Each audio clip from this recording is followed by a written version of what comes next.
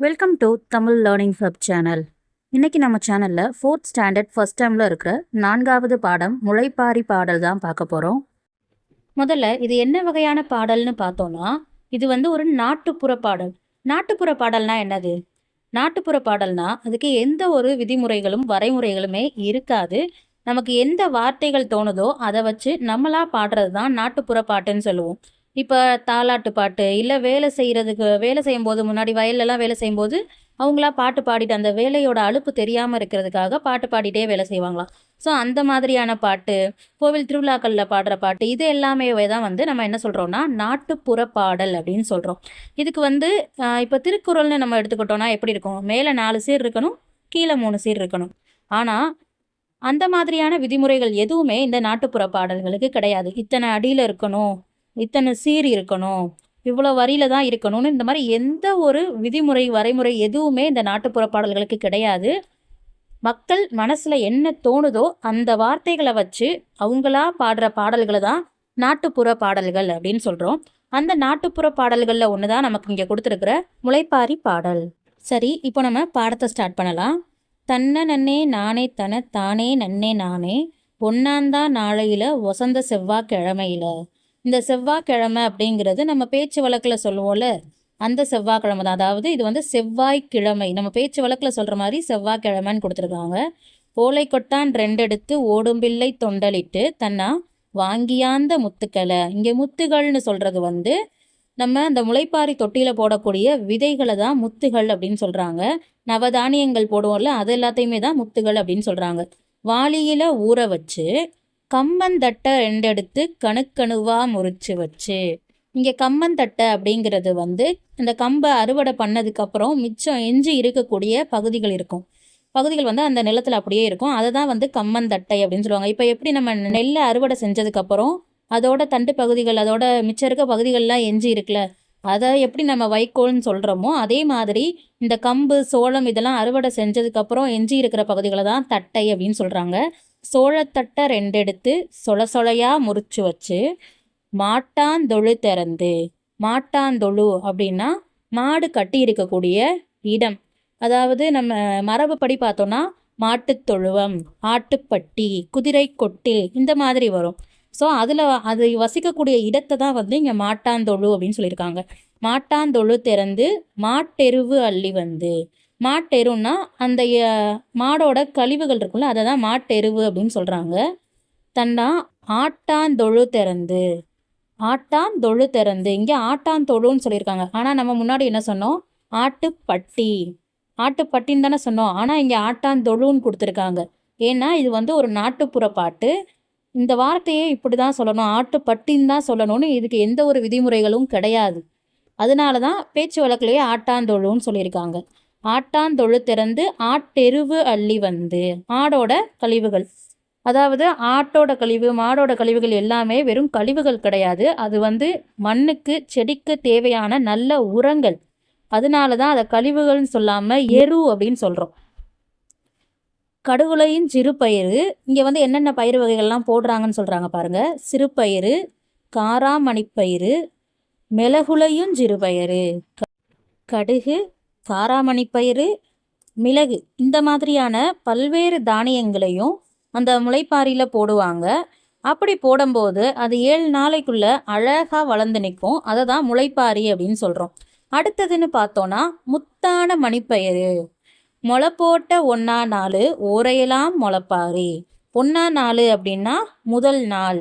நம்ம விதை போட்டு முதல் நாள் நம்ம விதை போட்டோம் அப்படின்னா அந்த முதல் நாள் அழகாக அதெல்லாம் அரும்பரும்பாக நிற்கும். அந்த 2 இலையாக அழகாக நிற்கும். அப்போது அந்த 1ஆ நாள் அந்த முதல் நாள் ஓரையெல்லாம் முளைப்பாரி. ஓரலைக்கும் காப்பு கட்டி ஒரு பானை பொங்கலிட்டு முளைப்பாரி போடுங்கம்மா, தன்னானன்னே போடுங்கம்மா, தையலரே ஒரு குலவை. தையலர் அப்படின்னா யாருன்னா பெண்கள். இப்போது பக்கத்தில் இருக்கிற அந்த உங்களுக்கு கொடுத்துருக்கிற ஃபோட்டோவை பாருங்கள். அதில் இருக்கிற எல்லாருமே பெண்கள் தான். தையலர் அப்படின்னாலும் பெண்கள் அப்படின்னு தான் அர்த்தம். தையலரே ஒரு குலவை, அந்த பெண்கள் எல்லாரையும் குலவை போட சொல்கிறாங்க. நம்ம முதல்ல சொன்ன மாதிரி இது ஒரு நாட்டுப்புற பாடல். பாடல்களை சொந்த நடையில் தாம் விரும்பும் வகையில் கருத்துக்களை இணைத்து பாடுதல். நம்ம முன்னாடியே சொன்ன மாதிரி அவங்களோட சொந்த நடையில் அவங்களுக்கு என்ன எழுத்துகள் தோணுதோ என்ன கருத்துகள் தோணுதோ அது எல்லாத்தையும் இணைத்து அவங்களா ஒரு ராகம் அமைத்து பாடுற பாடலை தான் நம்ம நாட்டுப்புற பாடல் அப்படின்னு சொல்கிறோம். அடுத்ததா கீழே நமக்கு கொடுத்துருக்கிற பகுதி அறிந்து கொள்வோம். நவதானியங்கள். நவதானியங்கள் அப்படின்னா 9 வகையான தானியங்கள். நவம் அப்படின்னாலே 9 அப்படிங்கிறது தான் அர்த்தம். இதே மாதிரி நமக்கு வேற என்னென்ன சொல்லலாம்னா நவரத்தினங்கள், நவரசங்கள். நவரத்தினங்கள்னா 9 வகையான ரத்தின கற்கள். நவரசங்கள்னு சொல்லும்போது 9 வகையான முக பாவனைகள்.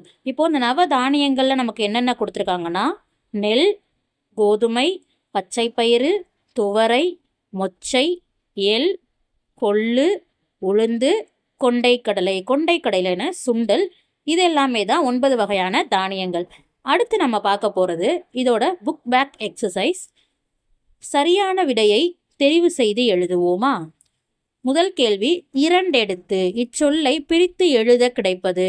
இரண்டெடுத்து அப்படிங்கிறத பிரித்து எழுதணும்னா 2 + எடுத்து. அடுத்தது பொங்கலிட்டு. இச்சொல்லை பிரித்து எழுத கிடைப்பது.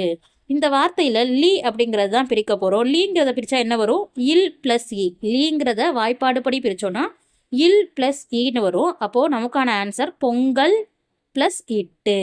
பொங்கல் + இட்டு. அடுத்தது ஆடு + எரு என்பதனை சேர்த்து எழுத கிடைக்கும் சொல் ஆட்டெரு. ஆட்டெரு. அடுத்தது செவ்வாய் + கிழமை என்பதை சேர்த்து எழுத கிடைக்கும் சொல் செவ்வாய் + கிழமைன்னு சொல்லும்போது செவ்வாய்க்கிழமை. இதுக்கு இடையில கண்டிப்பாக இக்கு வரும். ஏன் அப்படின்னா இ, இர், இழ் இது எல்லாமே பக்கத்தில் இன்னொரு ஒரு ஒற்றெழுத்தை கண்டிப்பாக சேர்த்துக்கிறோம். ஸோ அதனால நம்ம செவ்வாய்க்கிழமைக்கு சேர்த்து தான் எழுத போகிறோம். அடுத்தது கீழ்காணும் சொற்களை பிரித்து எழுதுக. இங்கே நமக்கு ஆப்ஷன் கொடுக்கல, நம்மளா எழுதணும். சோளத்தட்டை. சோளத்தட்டைன்றதை நம்ம எப்படி எழுதணும்னா அந்த இத்தை எடுத்துட்டு அதுக்கு பதிலாக ஒரு இம்மை போட போகிறோம். அவ்வளோதான். சோளம் + தட்டை. அடுத்தது மாட்டெரு. நமக்கு மேலே 3வது கேள்வி பாருங்களேன். ஆட்டெருங்கிறத எப்படி பிரித்து கொடுத்துருக்காங்க? ஆடு + எரு. அதே தான் நம்ம இங்கே எழுத போகிறோம். மாடு + எரு. அடுத்தது வினாக்களுக்கு விடையளிக்க. முதல் கேள்வி, முளைப்பாரிக்கு பயன்படுத்தும் பயறுகள் யாவை? நம்ம முளைப்பாரிக்கு பயன்படுத்துகிற பயிர் வகைகள் என்னென்ன பார்த்தோம்? காராமணிப்பயிறு, சிறுபயிறு, மணிப்பயிறு. இது 3 தான் முளைப்பாரிக்கு பயன்படுத்தும் பயறுகள். நம்ம நவதானியங்களும் கூட சேர்த்து எழுதிக்கலாம். அடுத்த கேள்வி, பாடலில் குறிப்பிடப்படும் எரு வகைகள் என்னென்ன? நம்ம பாடலில் படித்த எரு வகைகள் ஆட்டெரு, மாட்டெரு. இது 2ம் தான். அடுத்தது பொருள் கூறுக. இது நம்ம கீழே கொடுத்துருக்கிற வார்த்தைகளுக்கு சரியான பொருளை எழுதணும். முதல் கேள்வி முளைப்பாரி. முளைப்பாரி அப்படின்னா முளையிட்ட நவதானியங்கள் கொண்ட சிறு மண்பாண்டம். நம்ம நவதானியங்களையும் முளைக்க வச்சிருப்போம்ல ஒரு மண்பாண்டம், அதை தான் முளைப்பாரி அப்படின்னு சொல்கிறோம். அடுத்தது தையலர். தையலர் அப்படின்னா நம்ம பாட்டு பார்க்கும்போதே பார்த்துட்டோம். தையலர்னா பெண்கள். அடுத்தது ஓலை கொட்டான். ஓலை கொட்டான்னா என்னது? ஓலையால், பனை ஓலை இருக்குல்ல, அந்த பனை ஓலையால் முடையப்பட்ட ஒரு சின்ன கூடை, அதாவது ஓலையால் செய்யப்பட்ட ஒரு கூடை, அவ்வளோதான் ஓலை கொட்டான். அடுத்தது மாட்டாந்தொழு. மாட்டாந்தொழுன்னா நம்ம பாடத்திலேயே பார்த்தோம், மாடு கட்டும் இடம். ஆட்டாந்தொழுன்னா ஆடு கட்டும் இடம். அதை கட்டி வைக்கக்கூடிய இடத்தை தான் ஆட்டாந்தொழு, மாட்டாந்தொழுன்னு சொல்லுவோம். அடுத்தது பேச்சு வழக்கு சொற்களை எழுத்து வழக்கு சொற்களுடன் இணைக்க. மேலே இருக்க மேகத்தில் பேச்சு வழக்கு சொற்கள் கொடுத்துருக்காங்க, கீழே இருக்கிற குடையில் எழுத்து வழக்கு சொற்கள் கொடுத்துருக்காங்க. இப்போ நம்ம அது 2ஐயும் மேட்ச் பண்ண போகிறோம். வசந்த, உயர்ந்த. செவ்வா, நம்ம பாடத்தில் என்ன பார்த்தோம்? செவ்வாய். வாங்கியாந்த, வாங்கி வந்த. வாங்கியாந்தனா வாங்கி வந்த. முறிச்சு, முறித்து. முளை போட்ட. முளை போட்டனா என்னது? முளைக்க வைக்கிறது. அப்போது முளை போட்ட, முளைக்க வைத்த. அடுத்தது பேச்சு வழக்கு சொற்களுக்கு இணையான எழுத்து வழக்கு சொற்களை எழுதுக. இங்கே நம்மளா எழுத போகிறோம். படித்தான். இது பேச்சு வழக்கா சொல்கிறது. எழுத்து வழக்கா எப்படி சொல்லணும்னா படித்தான். வெத்தலை. இது நம்ம பெரும்பாலாக அப்படி தான் சொல்கிறோம். பேச்சு வழக்கா வெத்தலைன்னு சொல்கிறோம். ஆனால் இதோட சரியான எழுத்து வழக்கு சொல் வெற்றிலை. வெத்தலை, வெற்றிலை. எத்தனை, எத்தனை. தெரியலை, தெரியவில்லை. ஊடு, வீடு. இதே மாதிரி கீழே நமக்கு நம்மளா ஒரு கொஸ்டினும் ஒரு ஆன்சரும் எழுத சொல்லியிருக்காங்க. இங்கே நம்ம என்ன எழுதியிருக்கோம்னா வேணும், வேண்டும். இதுக்கு நீங்கள் எது வேணாலும் எழுதிக்கலாம். வேணாம், வேண்டாம், வர்றேன், வருகிறேன். இந்த மாதிரி உங்களுக்கு எது தோணுதோ அதில் எது வேணாலும் நீங்கள் எழுதிக்கலாம். அடுத்தது படத்தின் பெயர்கள் விடையாக வரும்படி விடுகதை எழுதுக. இப்போ முதல் கேள்வியை பாருங்களேன். படத்துல ஒரு மீன் கொடுத்துருக்காங்க. அந்த லைன்ல வந்து ஒரு கேள்வி எழுதியிருக்காங்க. நீரில் நீந்தும் கப்பல் அல்ல, வாளுண்டு குரங்கு அல்ல. அது என்ன? மீன் நீர்ல நீந்தும், அதுக்கு வால் இருக்கு, ஆனா அது குரங்கு கிடையாது. அப்போ அது மீன். அடுத்தது பாருங்களேன். என்னை என்னால் பார்க்க முடியாது, பல் அல்ல, பார்க்க உதவுவேன், கண்ணாடி அல்ல. நான் யார்? கண். அப்போ அவங்க கொடுத்துருக்கிற கேள்வி அவங்க கொடுத்துருக்கிற படத்துக்கு சரியா பொருந்துதா? அப்போ அதே மாதிரி அவங்க கொடுத்துருக்கிற படத்துக்கு ஏற்ற மாதிரியான ஒரு விடுகதையை அடுத்து நம்ம உருவாக்க போறோம். இப்போ அவங்க கொடுத்துருக்கிற விடைக்கு படத்துக்கு ஏற்ற மாதிரியான ஒரு சரியான விடுகதையை நம்ம உருவாக்கணும். இங்க நமக்கு கொடுத்துருக்கிறது என்னன்னா தென்னை. இதுக்கு ஒரு லைன் அவங்களே கொடுத்துட்டாங்க. உயரமாக வளருவேன், பனை மரம் அல்ல. அப்போ அடுத்தது நம்ம எழுதணும் என்னன்னா காய் தருவேன், வாழை மரம் அல்ல. நான் யார்? அப்போ தென்னை மரம். அடுத்தது விசிறி. இதுக்கு நம்ம எப்படி எழுதலாம்? காற்று வீசுவேன், மரம் அல்ல. நம்ம வீசணும்னா விசிறி என்ன தரும்? காற்று தரும், ஆனா அது மரம் கிடையாது. கைப்பிடி உண்டு, கரண்டி அல்ல. அதுக்கு ஒரு கைப்பிடி இருக்கு, ஆனா அது கரண்டி கிடையாது. அப்போ நான் யாரு? விசிறி. அடுத்தது வீடு. இதுக்கு என்ன சொல்லலாம்? சுவர்கள் உண்டு, கோட்டை அல்ல. நிறைய நம்ம வீட்டுல சுவர்கள் இருக்கும், ஆனா நம்ம வீடு கோட்டை கிடையாது. அதே மாதிரி சன்னல்கள் உண்டு, பேருந்து அல்ல. நம்ம வீட்டில் நிறைய ஜன்னல்கள் இருக்கும், ஆனால் நம்ம வீடு ஒரு பேருந்து கிடையாது. அப்போ நான் யாரு? அதுதான் வீடு. இந்த மாதிரி தான் நம்ம ஒரு படத்துக்கான விடுகதைகளை அமைக்கணும். இதே மாதிரி உங்களுக்கு வேற என்ன தோணுதோ, வேற எந்த மாதிரியான விடுகதைகள் இந்த படத்துக்கு அமைக்கலாம்னு தோணுதோ அதையும் நீங்க தாராளமாக எழுதிக்கலாம். இந்த படங்களுக்கு வேற எந்த மாதிரியான விடுகதைகள் எழுதலான்னு உங்களுக்கு தோணுதோ அதை கமெண்ட்ல சொல்லுங்க. இந்த மாதிரியான பாட சம்பந்தமான வீடியோக்களுக்கு மறக்காம நம்ம சேனலை சப்ஸ்கிரைப் பண்ணிக்கோங்க.